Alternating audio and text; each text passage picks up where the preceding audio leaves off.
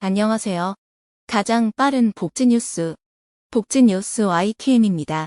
여러분, 최근 국회에서 논의되고 있는 연금 개혁에 대해 궁금한 점이 많으시죠? 민간자문위원회 2기도 활동을 시작했다고 하는데 이번에도 똑같은 결과를 가져오지 않을까 걱정스럽네요. 과연 2기는 어떠한 방법으로 연금 개혁안을 도출해낼 예정인지 정말 궁금하기도 하고요. 국회 연금개혁특별위원회 산하 민간자문위원회 2기가 지난 5월 24일에 활동을 시작했는데 이전 민간자문위원회의 실패 사례를 반드시 답습하겠다고 하네요. 이번에는 16개의 과제 중 쟁점을 분석하고 국민 500명을 대상으로 보다 활발한 공론화를 예고하고 있습니다. 하지만 이전 민간자문위원회에서 실패한 것처럼 이번에도 그 결과가 좋지 못할 수도 있죠. 따라서 민간자문위원회는 공적연금과 기초연금 사이에서 밀접하게 연계되어 있는 구조적인 문제를 해결해야 한다는 것을 인식하고 있습니다. 구체적으로 언급하자면 구조적 문제의 첫 번째는 국민연금을 받으면 기초연금의 탈락 가능성이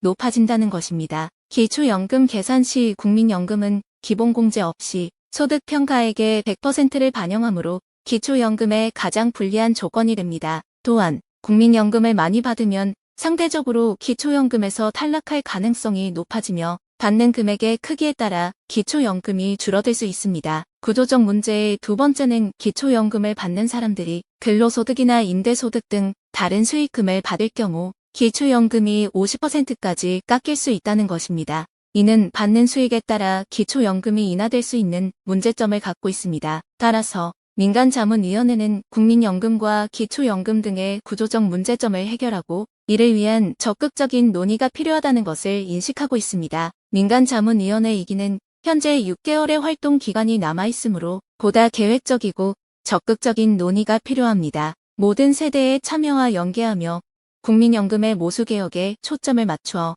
연금개혁에 대한 국민적 합의를 이끌어내는 노력이 필요할 것입니다. 자, 이제는 공적연금 개혁안에 대한 이야기입니다. 현재 공적연금 시스템에는 여러 구조적인 문제들이 존재하며 이를 개선하기 위해 공적연금 개혁안이 필요합니다. 구체적으로 공적연금 개혁안의 대상은 국민연금, 기업연금 등이 있습니다. 이 중에서도 국민연금의 개혁이 가장 중요하다고 볼 수 있습니다. 이유는 현재 국민연금의 문제점이 가장 많기 때문입니다. 국민연금의 구조적인 문제점 중 하나는 연금 연계감액 제도입니다. 이 제도의 가장 큰 문제점은 국민연금을 많이 받을수록 기초연금이 감액되는 것입니다. 또 다른 문제점은 국민연금과 건강보험의 연계입니다. 국민연금을 많이 받을수록 건강보험료도 더 많이 내야 합니다. 또한 국민연금은 피부양자 자격에 불리하게 작용하며 이를 개선하기 위해서는 기초공제와 합산소득의 반영 등이 필요합니다. 앞으로의 공적연금 개혁안의 방향이 어떻게 나아갈지는 아직 미지수입니다. 다만 민간자문위원 중 일부는 이미 개혁안에 대한 제안서를 내놓았습니다. 하지만 이들 제안서 중에서도 시행 가능성이 높은 것들만 선택되어야 할 것입니다. 마지막으로 누구나 건강하고 행복한 노후 생활을 보낼 수 있도록 하는 공적연금 개혁을 위해서는 여러 구조적인 문제들이 반드시 개선되어야 합니다. 따라서 공적연금 개혁안은 국민의 이익을 최우선으로 고려해서 만들어져야 할 것입니다. 네, 저희가 오늘 준비한 내용은 여기까지입니다.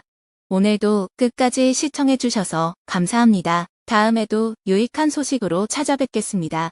소식 빨리 받아보려면 알림 설정하는 거 잊지 마세요. 오늘 영상이 조금이라도 유익했다면 좋아요와 구독도 한 번씩 부탁드립니다. 감사합니다.